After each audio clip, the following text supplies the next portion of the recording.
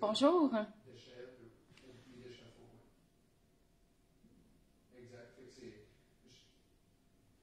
Je vais juste attendre de voir si ça fonctionne. Je pense que oui. Est-ce que vous m'entendez? Excellent. Je vois qu'il y a des gens qui sont déjà là. Je vais attendre quelques instants avant de démarrer. OK. Excusez-moi, c'est mon premier live sur Facebook, donc c'est la première fois que je fais ça. OK, ça fonctionne. Excellent. Puis vous m'entendez bien aussi, c'est bon. OK, super. Excellent. Donc, je vais commencer tranquillement. Bienvenue à ce petit live où je vais vous parler d'aquarelle essentiellement, d'équipements pour débuter. Puis, n'hésitez pas si vous avez des questions. Il y a aussi, on est deux, il y a quelqu'un aussi qui va prendre vos questions puis répondre dans le chat. En fait, deux sœurs vont vraiment être engagées aussi dans ce chat. Donc, je me présente, je m'appelle Lisa Jordan, je suis artiste peintre, puis je travaille beaucoup avec l'aquarelle, puis aussi avec l'acrylique. J'aime beaucoup l'aquarelle parce que c'est un médium qui est vraiment facile d'utilisation, qui est pas trop, qui prend pas trop de place dans nos environnements. On n'a pas besoin de grand-chose aussi pour faire plein de choses. Donc, c'est pour ça que j'aime beaucoup ce médium-là. Puis j'aime l'effet de transparence. Si vous en avez déjà fait, vous avez remarqué à quel point ça a une belle texture aussi. Puis on peut faire plein de jeux de contraste, de transparence, puis des beaux jeux de lumière aussi. Donc, je vais démarrer en vous parlant du papier. Donc, je vais vous présenter des différents produits que moi, personnellement, j'aime beaucoup utiliser. Puis je vais vous expliquer pourquoi je les aime, pourquoi je les trouve intéressants. Je vais y aller aussi avec différentes gammes plus de qualité un peu plus étudiante, puis d'autres papiers qui sont un peu plus, qui sont plus de qualité professionnelle. Donc, je vais commencer par des produits qui sont plus abordables. Je vais vous montrer ça. Donc, moi, j'aime bien, pour les ateliers ou pour commencer, je suggère pas de payer trop cher pour un papier parce que, bon, au début, on fait des tests, on s'amuse, on veut explorer avec le médium, puis on n'est pas, peut-être pas certain encore de vouloir encadrer notre œuvre à la maison, des choses comme ça. Donc, c'est juste pour faire des petits tests. Je suggère souvent le papier Canson. Celui-là, c'est un grand format. Mais il y a des formats qui sont beaucoup plus petits aussi, si ça vous intimide un peu, là, un gros format comme ça. C'est un papier qui est assez lisse, qui est assez blanc aussi.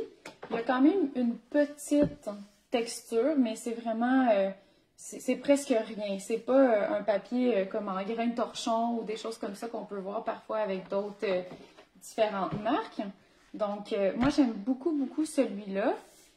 Puis aussi, quand on démarre, ça peut être bien, je trouve, d'avoir un cahier de croquis pour l'aquarelle. Parce qu'il faut vraiment acheter toujours du papier pour l'aquarelle, sinon vous allez être vraiment déçus. Le papier va gondoler. Il faut vraiment viser toujours un papier pour l'aquarelle. Puis, moi, j'en ai deux que j'aime beaucoup. Il y a Moleskine qui en font un. Je pense que c'est vraiment mon préféré. Le papier est de très bonne qualité, puis comme vous pouvez voir, ça n'a pas gondolé beaucoup, même si j'ai mis beaucoup d'eau. J'ai fait beaucoup de différents tests là, dans ce cahier de croquis-là, mais ça peut être intéressant pour faire des essais, pour vous aventurer un petit peu, pour tester vos couleurs. Tu sais, ça se ferme, puis on l'oublie, puis on passe à autre chose. Le seul point peut-être un petit peu négatif d'avoir un cahier de croquis comme ça, c'est si vous êtes vraiment satisfait de votre réalisation, ben, il est pris à tout jamais dans votre cahier comme ça. Mais sinon, c'est vraiment super le fun, surtout pour un voyage ou pour justement, si vous vous promenez beaucoup, si vous aimez aller dans des jardins ou des choses comme ça, ça peut être vraiment bien pour trimballer. Donc, c'est les cahiers que j'aime le plus utiliser. Je sais qu'ils ont des formats un petit peu plus grands aussi, vraiment le fun. J'en ai déjà eu, mais je ne sais pas où ils sont rendus aujourd'hui. Mais donc, c'est ça, c'est vraiment un bon petit bloc de papier à avoir.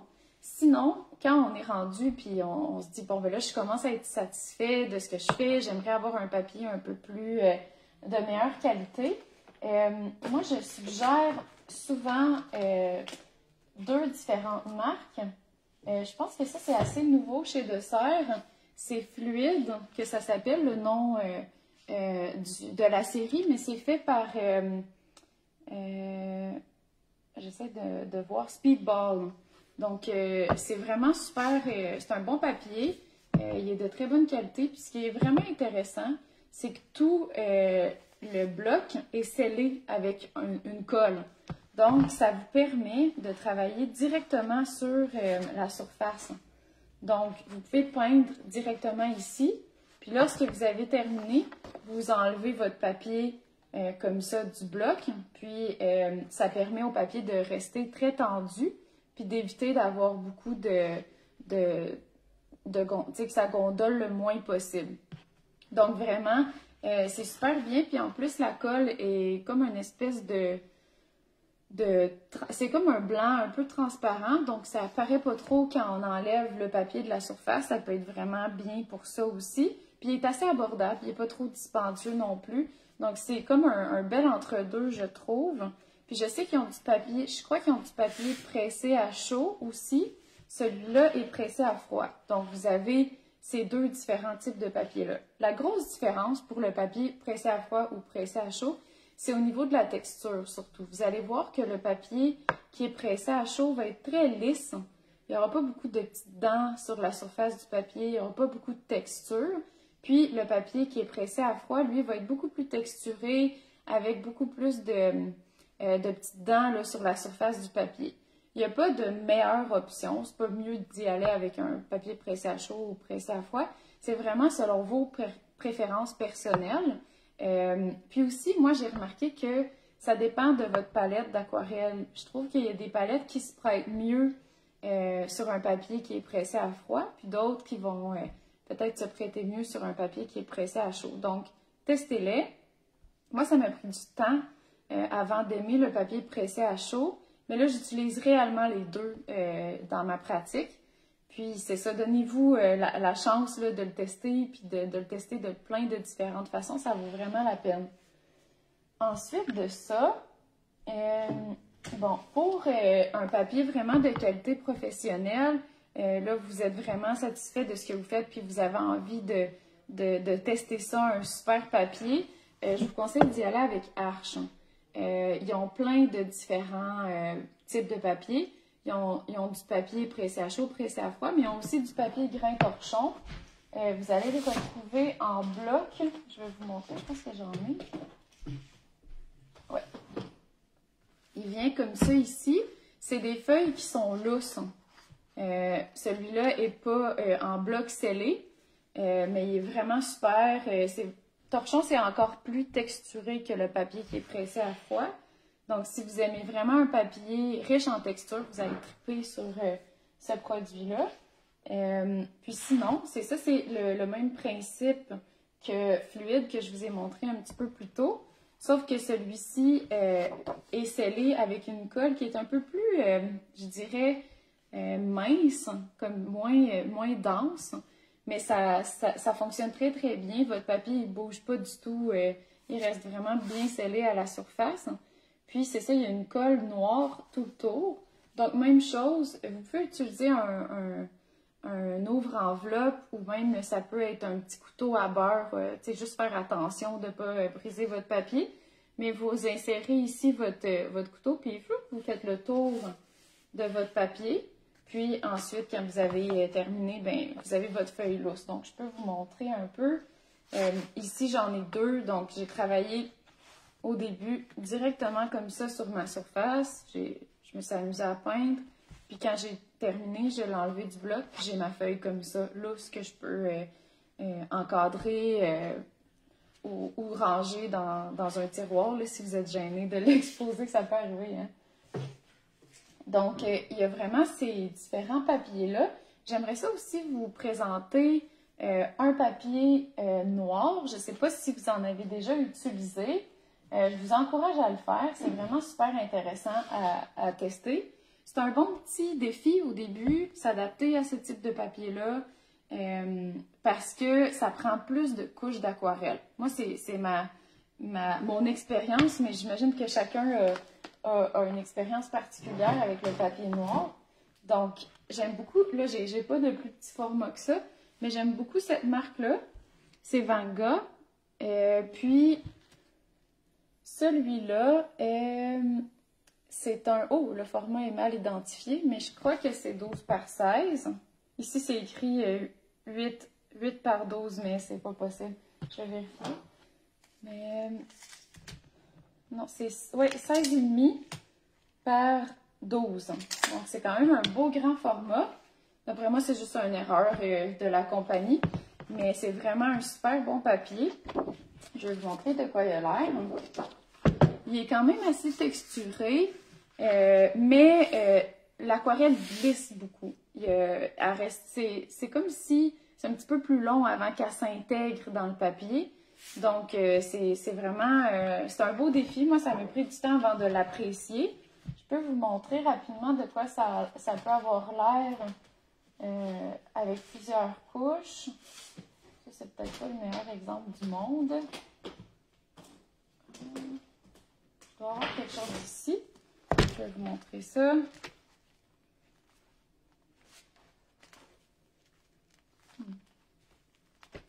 Habituellement, j'en ai, mais là, je ne sais pas trop où je les ai mis. Ah, ben, il y a un petit peu d'acrylique dessus. C'est peut-être pas le meilleur exemple.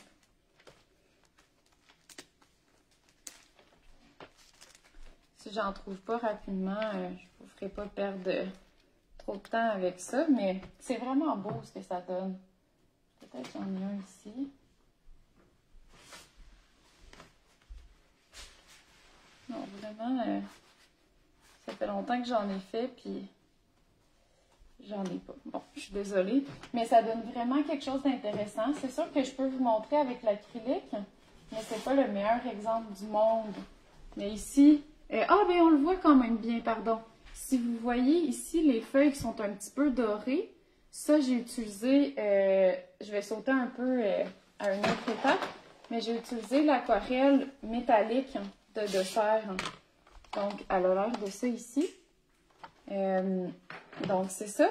J'ai utilisé ça pour les bleus ici, l'argenté ici aussi, c'est avec cette palette-là. Donc, soyez patients, vraiment plusieurs couches. Puis, ça donne des résultats qui sont vraiment intéressants. Alors, ça, c'est pour le papier noir. Donnez-moi juste un instant, je vais juste tasser notre petit chien. Ça sera pas long parce qu'il a besoin de sortir.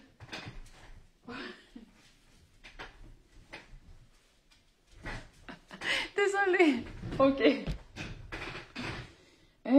Donc, je vais continuer avec les pinceaux. Je vais vous en parler un petit peu. Oups, je vois qu'il y a une question.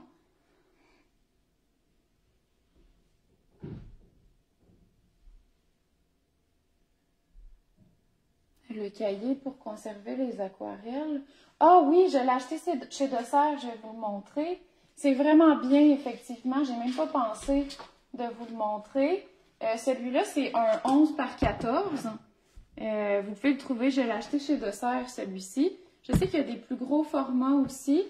Donc, c'est vraiment comme un portfolio. Vous avez toutes vos aquarelles comme ça qui sont bien rangées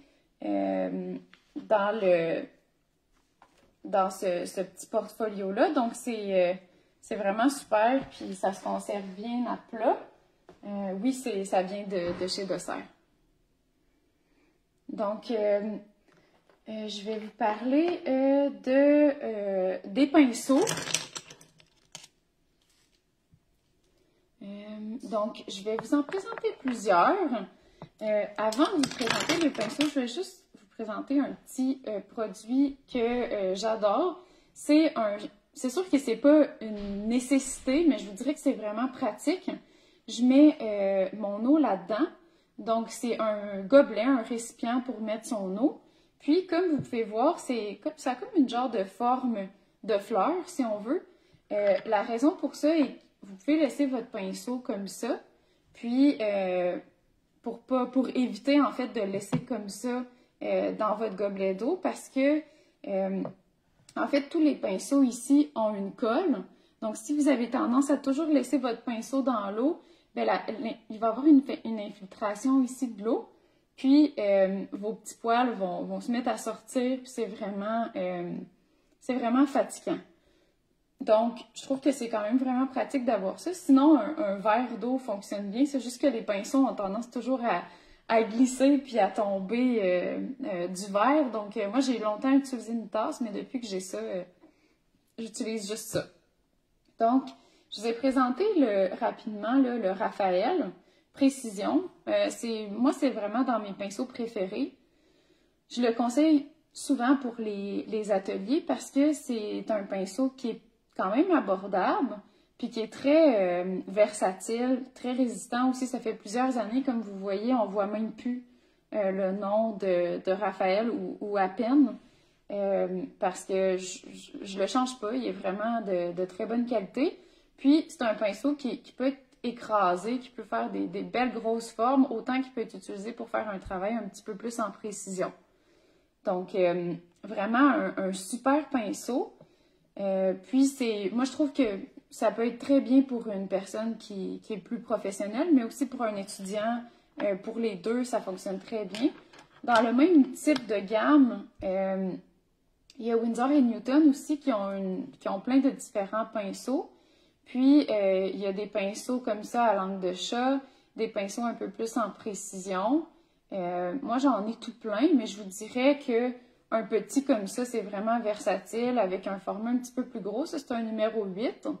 Mais 6 ou 8, je trouve que c'est vraiment bien si vous voulez juste avoir un pinceau. C'est sûr qu'un pinceau en langue de chat comme ça ou un pinceau mouilleur, ça peut être bien. Un pinceau mouilleur, ça a l'air un petit peu plus de ça.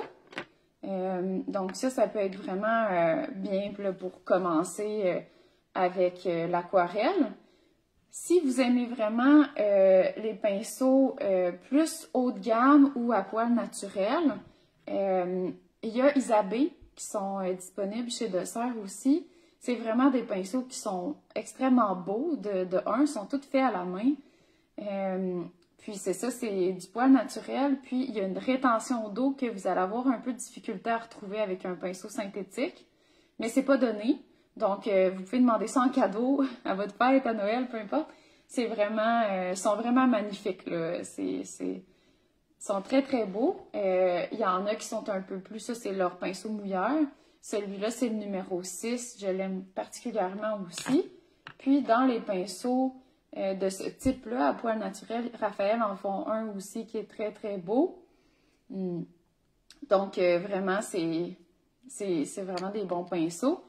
Ils ont tendance à s'arrondir.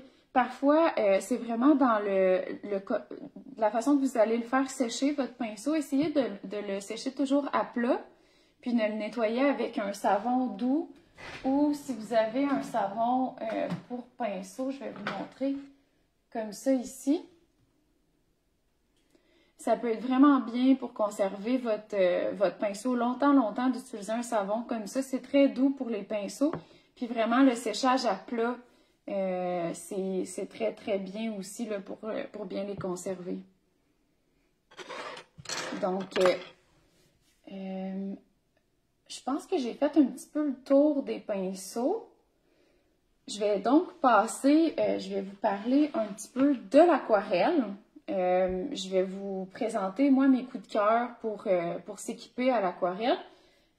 Puis je vais y aller un peu comme je l'ai fait jusqu'à maintenant, vraiment avec différentes gammes, différents types de produits pour démarrer ou, bon, de la même façon. Donc, si j'avais peut-être une palette à acheter pour démarrer, j'irais avec Derwent. Ça fait pas très longtemps que je les connais, mais j'adore vraiment cette palette-là. Elle est très simple, mais les couleurs sont vraiment riches, sont vraiment belles. Puis ça, c'est ce qu'on appelle de l'aquarelle en godet. Donc, toute l'aquarelle est insérée dans des petits godets, dans des petits récipients en plastique.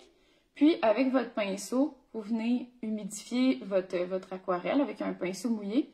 Puis là, vous pouvez utiliser comme ça votre aquarelle. Le seul hic de cette palette-là, c'est qu'il n'y a pas de noir. Donc, moi, j'ai ajouté un petit gobelet comme ça ici, un petit godet, pardon, que j'avais d'une palette qui s'appelle Mungoy. Je vais vous la montrer.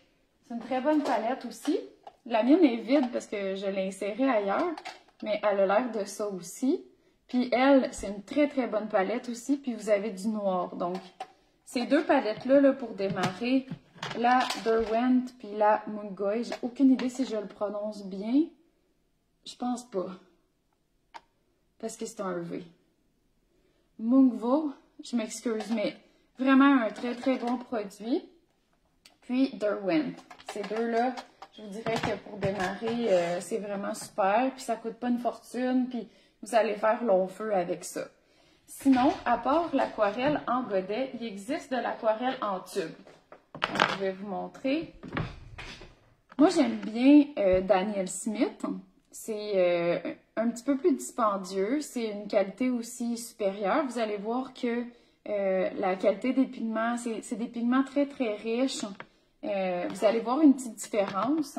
Puis moi, je l'utilise comme j'utilise de l'aquarelle en godet. Je vais juste vous montrer.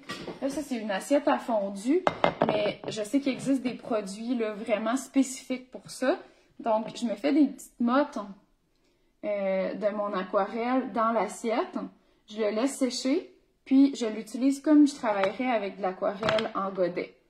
Donc, exactement de la même façon. Je le laisse sécher peut-être un bon 48 heures à peu près.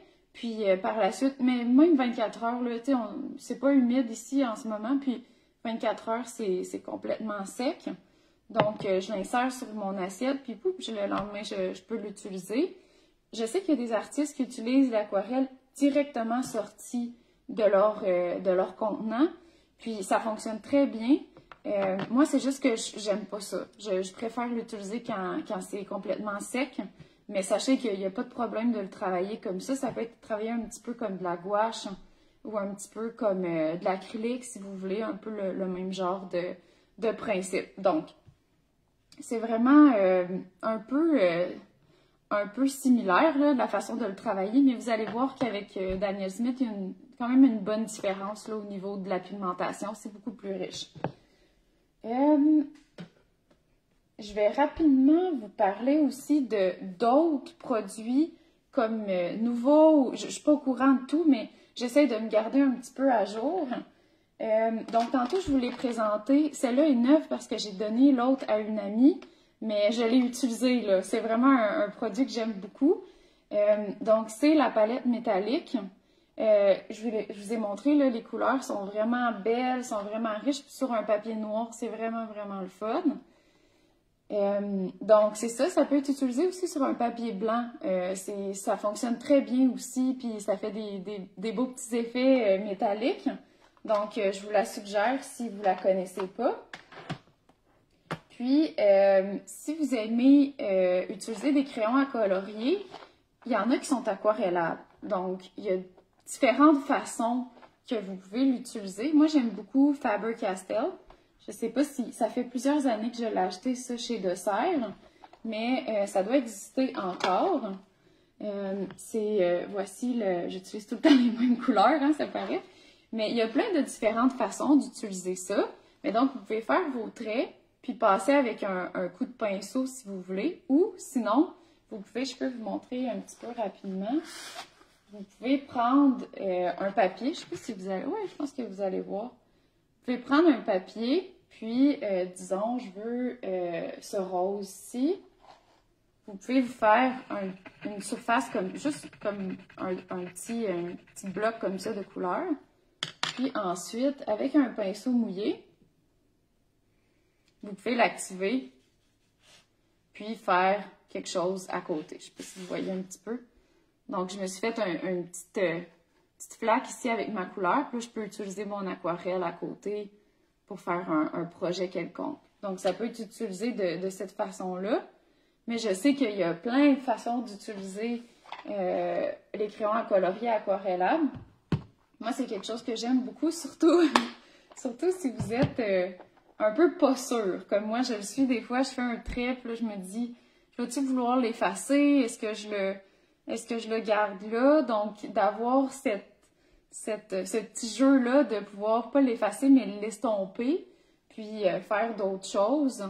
Donc, ça peut être vraiment, vraiment très, très pratique. Puis sinon, tu sais, il y a des crayons à colorier que vous pouvez utiliser qui sont pas aquarellables, mais c'est l'avantage un peu d'avoir un crayon aquarellable, c'est que vous pouvez l'estomper si jamais vous aimez pas votre trait ou si vous n'êtes pas certain. Mais je vais vous montrer un petit peu ce que ça peut, comment vous pouvez l'utiliser. Mais disons, je sais pas si vous allez voir quelque chose. Ici, vous pouvez voir qu'il y a du crayon aquarellable là, qui est au-dessus d'une couche d'aquarelle. Donc, juste un petit détail de plus, des fois, qui ajoute une belle texture. Ou ici, je vais vous en montrer d'autres. Les traits que vous voyez ici, c'est des crayons aussi à colorier aquarellables que je vous ai présentés. Donc, ça peut être une couche supplémentaire qui ajoute un intérêt là, visuel à votre composition. Ça peut être super le fun. Donc, pour l'aquarelle, encore, ça, c'est un produit que je connaissais pas du tout il y a quelques mois, que là, j'apprends à vraiment adorer. Je vais vous montrer ça. Donc, c'est des feutres aquarellables. Ça s'appelle Moloto. Ça, je le prononce-tu bien? Oui, c'est vraiment super intéressant. Donc, c'est une encre qui est à l'eau. Donc, vous pouvez le diluer à l'eau si vous voulez. Vous pouvez faire un petit peu n'importe quoi avec ce produit-là. Il y a plein de différentes couleurs, comme ça ici. Il y en a qui sont un peu plus foncées. En tout cas, il y a vraiment une belle palette de couleurs pour cette marque-là. Donc, il y a des beaux verts. Il y a vraiment... celle-là, cette couleur-là est vraiment fascinante. Là. Je ne sais plus c'est quoi le nom, mais... Ah, c'est juste Burgundy. Elle est vraiment, vraiment belle.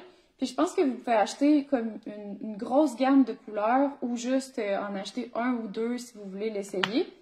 Donc, je peux vous montrer un petit peu ce que ça donne. Je vais pencher. J'espère que mon téléphone ne va pas tomber, mais je vais vous montrer un petit peu ce que vous pouvez faire avec ce type de pinceau-là. Donc, de crayon-là. Vous pouvez l'utiliser directement comme ça sur votre surface. Ça fait penser un peu à un effet de pinceau. Sinon, moi, j'aime beaucoup l'utiliser comme ça. Je trouve ça vraiment le fun, ce que ça fait comme effet. Je vais me faire un trait comme ça, juste avec de l'eau. Je vais vous montrer un peu ce que... Donc, je vais juste me faire une petite forme, peu importe, là, c'est pour vous montrer. Là, je fais juste mettre de l'eau. Puis, je vais utiliser justement le beau Burgundy pour vous montrer. Puis là, vous pouvez vous faire des effets vraiment surprenants en passant comme ça, en utilisant un peu la technique mouillé sur mouillé, qui est une technique de base à l'aquarelle. Puis, je ne sais pas si vous voyez tous les effets un peu de plume que ça fait. Puis là, vous pouvez mélanger les couleurs aussi si vous voulez ajouter une autre couleur comme ça à l'intérieur. Ça donne vraiment des effets qui sont super intéressants. Donc, moi, c'est comme ça que je l'utilise, mais j'imagine que si vous parlez à d'autres artistes qui utilisent ces feutres-là, ils vont vous donner plein d'autres idées comme ça, mais c'est vraiment ma façon préférée que j'ai trouvée jusqu'à maintenant pour l'utiliser. Mais c'est vraiment un petit produit coup de cœur. Puis je vous dirais que j'étais un peu réticente au début parce que, tu sais, quand on connaît pas un produit ou quand on n'est pas super certain, ça peut être un petit peu stressant, mais c'est vraiment super le fun à utiliser. Je vais vous présenter des produits qui sont pas nécessairement faits pour l'aquarelle, que moi j'aime beaucoup utiliser pour l'aquarelle. Juste rapidement, c'est des produits qui sont quand même intéressants, puis peut-être pas des choses que vous aviez pensé utiliser pour faire de l'aquarelle. Mais c'est je sais même pas en fait, il faudrait que je demande à mes amis de chez Dessert à quoi ça sert à la base. Mais j'ai acheté ça il y a plusieurs années, je l'utilise aussi pour l'acrylique. Mais j'aime beaucoup pousser mon aquarelle avec ces produits-là. Je vais vous montrer ce que ça donne. Prendre un vieux morceau de papier. Puis, je vais vous faire un petit exemple. Bon, je vais prendre la palette Derwent ici, que je vous ai présentée tantôt. Ah, puis petite parenthèse, ici, quand vous achetez une palette comme ça, n'oubliez pas que toutes les petites surfaces en plastique ou en métal, comme ça ici, vous pouvez les utiliser pour mélanger vos couleurs. Ça va super bien. Puis c'est là pour ça, je pense, là, j'imagine, mais moi je l'utilise pour ça. Puis je vois que d'autres artistes le font aussi. Donc ça va vraiment bien, vous pouvez mélanger vos couleurs. Puis vous pouvez toujours réutiliser vos couleurs là, plusieurs journées après, d'un coup qui sont mélangées dans votre surface en plastique. C'est ce que je vais faire. Donc, je vous montre comment j'utilise ces petits outils-là. Je vais juste me faire une flaque, vraiment comme une flaque d'eau avec mon aquarelle. Je veux qu'il y ait quand même pas mal d'eau pour être capable de pousser mon aquarelle.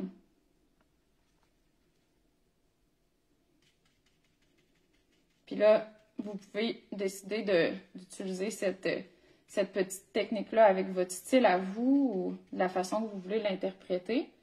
Donc, comme vous pouvez voir, il y a quand même pas mal d'eau. Puis là, ce que je vais faire avec mon petit outil, c'est que je vais la tirer. Donc, je vais commencer avec celui-là, c'est un petit peu plus long. Puis, vous pouvez le tirer comme ça ici. Faire toutes sortes de formes et de textures que vous n'avez pas du tout calculées. C'est vraiment un effet de surprise. Puis là, si vous avez vos fameux marqueurs pas loin, pendant que c'est mouillé, bien, vous pouvez toujours vous faire des traits à l'intérieur si vous voulez vous amuser avec ça. Donc, un autre petit truc. Puis, même chose avec celui-ci. Vous pouvez aussi tirer, pousser votre aquarelle. Puis, c'est vraiment doux. Je sais pas, c'est à cause du plastique. Mais je suis pas sûre que c'est du plastique. Ça doit être comme du silicone. C'est pas identifié. Mais c'est vraiment doux. Puis, ça permet de bien glisser sur la surface parce que j'ai déjà essayé, disons, avec des cartes de bibliothèque ou des vieilles cartes que vous n'utilisez plus. Puis ça a plus tendance à être agressif là, envers la surface. Donc ça peut être vraiment super bien. Donc ça, c'est un autre outil qui est peut-être un petit peu moins... qu'on voit un petit peu moins pour l'aquarelle, puis il y en existe plein de différents formats que vous allez retrouver. Il y en a même qui a des dents. Je peux vous montrer aussi à l'intérieur. Donc, comme ça ici. Donc, ça laisse passer. Il y a des zones qui ne sont pas touchées. Ça peut être très intéressant à tester également.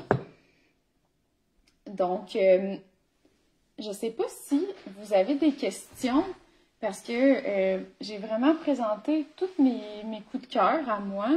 Mais je sais que...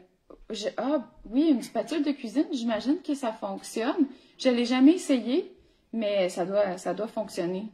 Je serais curieuse, vous me le direz si ça fonctionne. Je vais regarder s'il n'y a pas d'autres questions.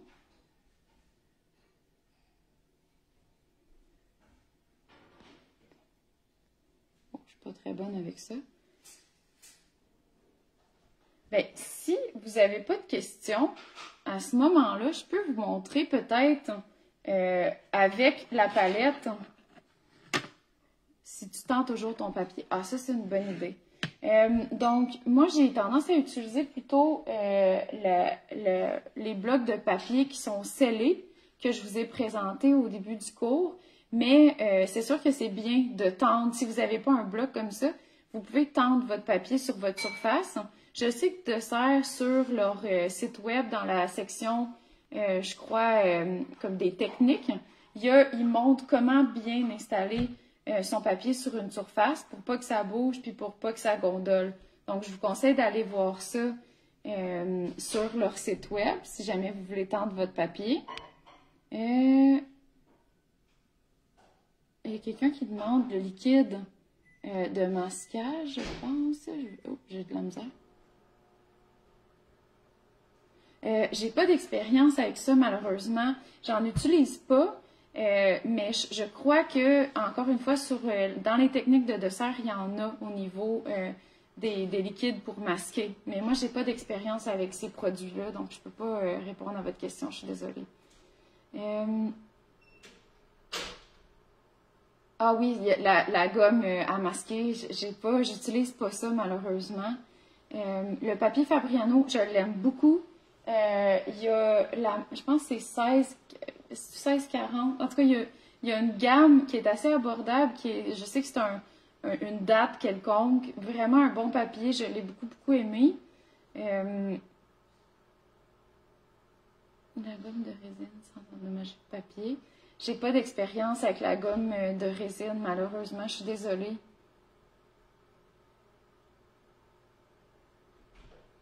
Vos pinceaux pointus sont recouverts d'une capsule de plastique. Est-ce que... Je suis pas sûre de comprendre pour les... les gens de dessert ont déjà partagé comment tendre le papier, mais pour la gomme de résine, peut-être de le nettoyer avec ce savon-ci que j'ai présenté un petit peu plus tôt. Peut-être que ça va permettre d'enlever la surface, mais parfois quand ils sont neufs, ils sont très raides. Puis il faut les passer justement avec un savon, puis les nettoyer comme il faut. Donc peut-être que c'est ça. Je suis pas certaine. Mais habituellement, moi, je sais que quand je les achète, les pinceaux, souvent, ils sont comme raides. Donc avec un petit peu d'eau, un petit peu de savon, là, on arrive à bien nettoyer. Donc peut-être que c'est ça.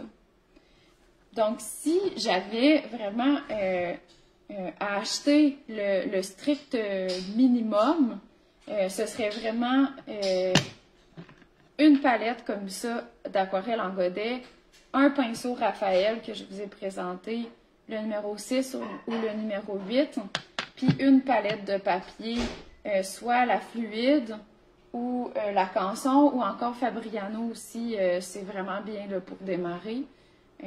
Donc, ce serait vraiment les essentiels pour commencer. Puis oui, je donne des ateliers d'aquarelle. Il y en a un en collaboration avec Dessert le 14 mai. Je sais que Dessert vont vous partager le lien.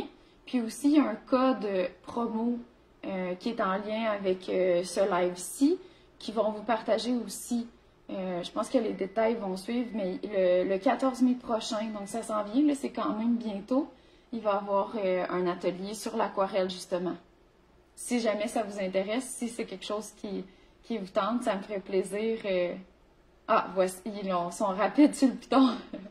Ils l'ont déjà partagé. Ah, parfait, oui, moi aussi. Moi aussi, j'aime ça. Comment préserver notre aquarelle ensuite? Bonne question. Il y a plein de différents types de fixatifs qui existent. Puis aussi, c'est bien important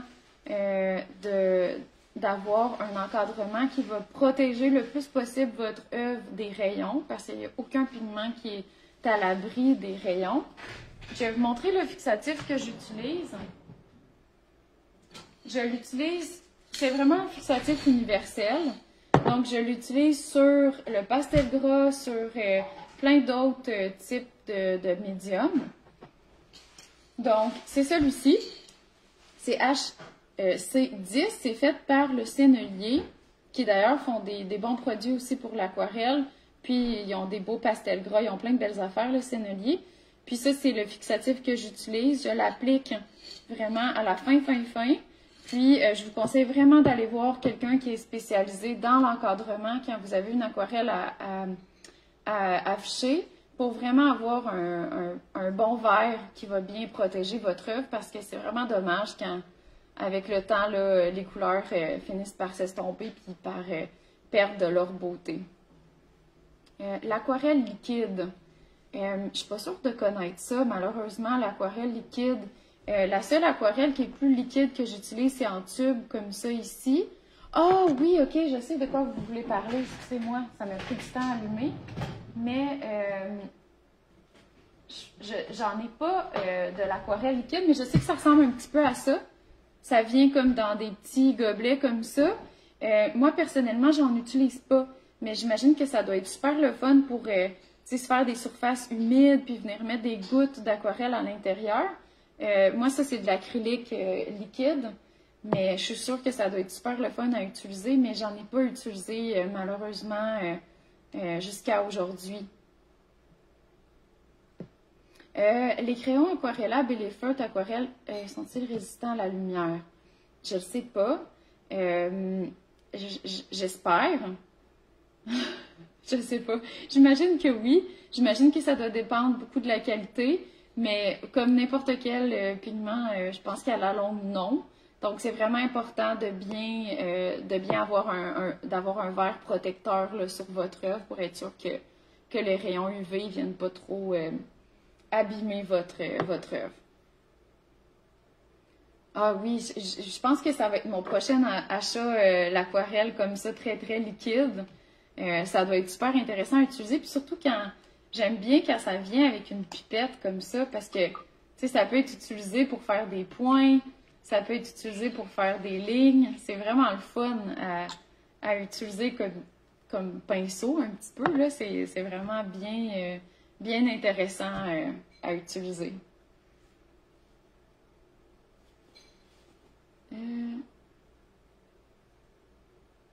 Donc, je pense qu'il y a une question au niveau des différents médiums que j'aime utiliser avec l'aquarelle. Moi, j'aime beaucoup travailler en couches. Donc, je vais travailler beaucoup au début juste avec de l'aquarelle. Puis, quand j'ai terminé avec une couche d'aquarelle, j'aime beaucoup appliquer des crayons à colorier, soit aquarellables ou pas aquarellables. Sinon, moi, j'aime beaucoup les stylos. Je vais vous en montrer quelques-uns que j'aime particulièrement. Posca, qui est très, très, très populaire, puis pas sans raison, vraiment un très beau produit. Celui-là, c'est un genre de stylo feutre blanc. Il y en a des noirs, il y en a de toutes les couleurs. Puis sinon, j'aime beaucoup, quand j'ai une œuvre très foncée, j'aime beaucoup utiliser Jelly Roll, comme ça ici. C'est fait par Sakura, je pense, ouais. Puis ils vont super bien, ces stylos-là. Puis un stylo noir de luxe, Micron. La raison pourquoi j'aime beaucoup ces stylos-là, c'est qu'ils sont imperméables. Donc, même si votre œuvre est encore un petit peu humide, vous pouvez passer avec votre stylo, puis ça ne va pas créer un effet de bleed, comme un effet où l'encre va se mélanger à l'eau. Donc, vraiment un bon petit produit aussi à avoir si vous aimez mélanger différents médiums. Moi, c'est ce que je fais avec l'aquarelle, ou même quand c'est sec, j'aime beaucoup travailler aussi. Quand c'est complètement sec, j'aime bien ajouter juste une petite couche de pastel gras. Puis le pastel gras, ça a vraiment un bel effet. Puis pour ce qui est du pastel gras, moi j'aime beaucoup le sennelier. C'est sûr que ils ont des plus petits et des gros formats. Je peux vous montrer de quoi ça a l'air. Ici. Donc, ça, il est un petit peu fini, là, mais c'est un pastel gras. Donc, je l'utilise vraiment juste quand c'est complètement sec, quand j'ai réellement terminé. Je viens appliquer cette couche-là de pastel gras. Je ne sais pas si j'aurais des petits exemples à vous montrer. Peut-être, pour ce qui est du pastel gras, ben, vous pouvez voir un petit peu ici sur le côté. Ouais, on ne voit pas grand-chose. Mais c'est ici, on voit un petit peu les traits de pastel gras sur cette œuvre-ci. Puis c'est vraiment quelque chose de le fun à utiliser sur un fond. Puis je pense que j'en ai dans des cahiers de croquis aussi, là, avec un petit peu de pastel. Non, pas celui-ci. Je pense que je l'avais juste fait avec des crayons à colorier. Mais vous voyez un peu le crayon à colorier avec des fonds d'aquarelle. C'est un petit peu le thème, on dirait, de celui-ci. Mais c'est vraiment le fun là, de superposer ces différents médiums-là. Donc, ça ferait un petit peu le tour pour moi aujourd'hui. J'espère que ça vous a plu. J'espère que ça vous donne envie d'explorer avec l'aquarelle. J'espère que que vous avez le goût d'aller vous équiper puis de commencer. Donc, peut-être qu'on va se revoir le 14 mai. Sinon, ben, je vous souhaite plein de belles créations, plein de belles aventures avec l'aquarelle. Puis, ben, à la prochaine. Bye bye!